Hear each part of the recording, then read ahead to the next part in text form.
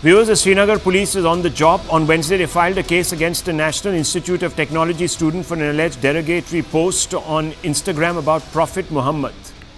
On Tuesday evening, massive protests had erupted at the institute and elsewhere seeking action against the student.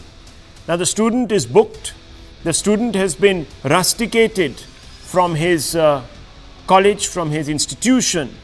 But viewers, the protests have taken place on Wednesday, and in those protests, Sartan se Juda chants are being raised.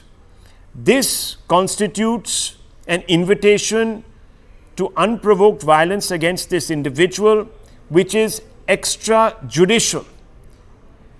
If a case has been filed, the law will take care of the issue. If this person is guilty of posting something defamatory, he will be answerable to the law, not the mob. We can't have a mobocracy in this country, and especially those who want to impose a completely different system of jurisprudence based not on the Constitution but on another text altogether.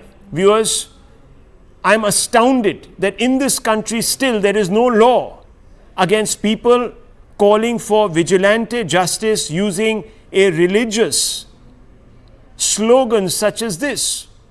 And I want to open this up because this is serious. Why no action? Why no action against these people? And I want to bring in Dr. Ranganathan, deliberately not bringing in anyone else because I know the dog whistle that goes on, Dr. Ranganathan, and people will accuse us of trying to sort of, foment more trouble. But the point is, how is it that in a secular country like ours, which goes by the IPC and the Constitution, you have people who want to dispense justice through another means altogether? No, absolutely, Rahul. But the sad fact is that history repeats itself. First as Nupur Sharma and then as Prathamesh Shinde. This is a shocking incident, but I have to say this, more condemnable than the usual horde of Islamists, because they're normalized now. This usual horde of Islamists collecting in their thousands demanding beheading in Sartan se Juda.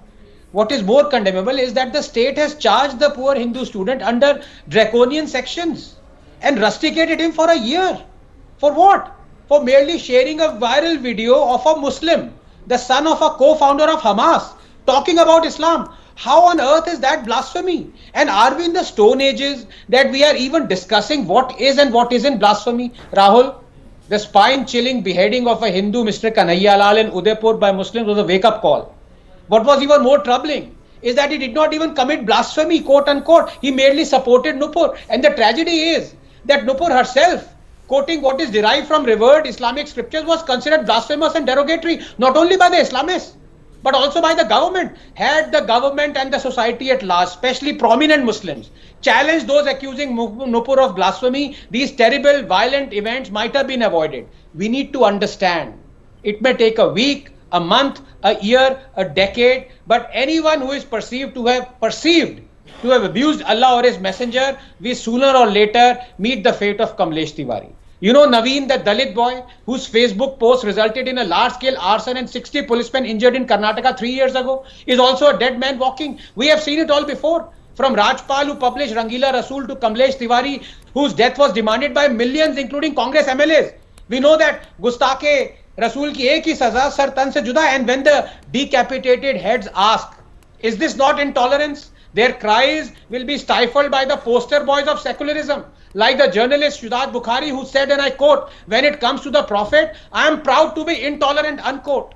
Rahul, from Jinnah, who represented Rajpal's assassin Ilmuddin, to Iqbal, who carried his coffin, to Qureshi, who offered 51 crore bounty for killing Charlie Hebdo journalist, to Asaduddin Owaisi, who exhorted the annihilation of Kamlesh Tiwari. You cannot alter this. You need to accept this. Any reform or change is forbidden. Just 30 seconds. But one thing now clearly needs to be understood.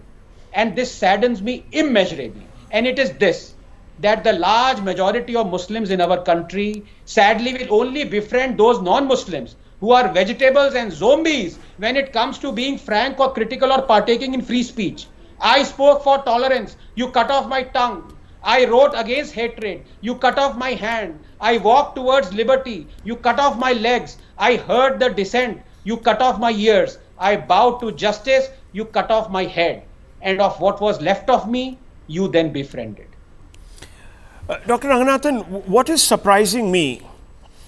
Okay, fine. You know, there are certain people who are prescriptive in a way that you and I can't identify with. But what about the Indian state? How can it allow for this free run? Where are the laws? People here talk about, oh, you see, weaponizing Jai Shri Ram. But what about this? No, Rahul, this is absolutely shocking. And I've said this before. We unfortunately became a banana republic the moment we became a republic. Not only has no action been taken against that horde of Islamists who were shouting, Sir Tan se Juda, the poor student has been rusticated for a year. He has been charged with draconian sections, including 295A. But then it is the state where the governor is on record for saying that terrorism has got nothing to do with religion, and the Hindus who were killed by terrorists, religion had got nothing to do with it, despite him knowing that their Aadhaar card was checked and then they were segregated and then mercilessly killed. Well, that of course has been the trouble, viewers, and those who left because they were singled out for their religion 30 years ago, they were deemed, viewers, migrants. Can you believe it? Migrants. And there are people. One thing else also, Rahul, that in a hall full of 1,000 people, I narrated this incident and I looked at him in the eye and I said, you should have been suspended for a year, for a month. Yeah. I apologize to the governor for saying that. I was wrong. He should have been suspended for a year, the same time that this student has been suspended for. Well, the videos are there, viewers. Those people should be identified and jailed forthwith. If this is not inciting vigilantism, what else is?